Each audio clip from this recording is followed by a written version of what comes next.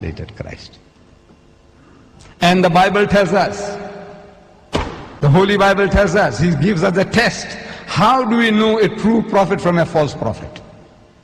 The first epistle of John, there is a Gospel of St. John, that's one thing, and there is an epistle of John.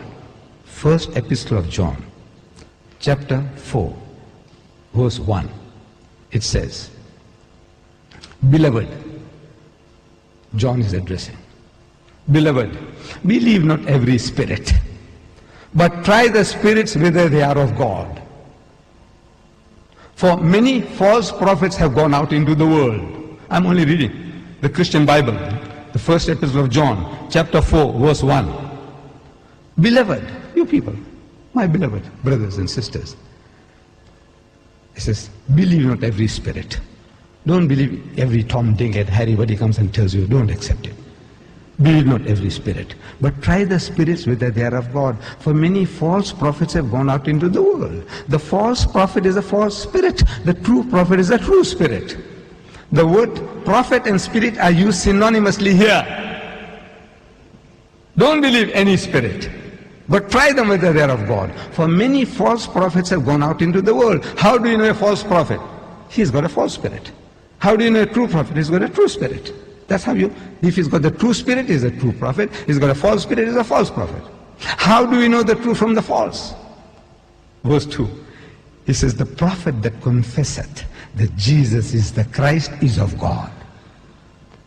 Your Bible, he said the Spirit means the prophet that says that Jesus is the Christ, he is come in the flesh, that is born on earth, he is a true prophet. The prophet that confesseth that Jesus is the Christ is of God.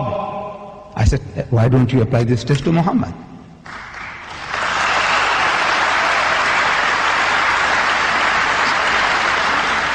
Not only Muhammad said so, but 1,200,000,000 Muslims of the world, 100% of us, we believe that Jesus was born miraculously, that he is the Christ.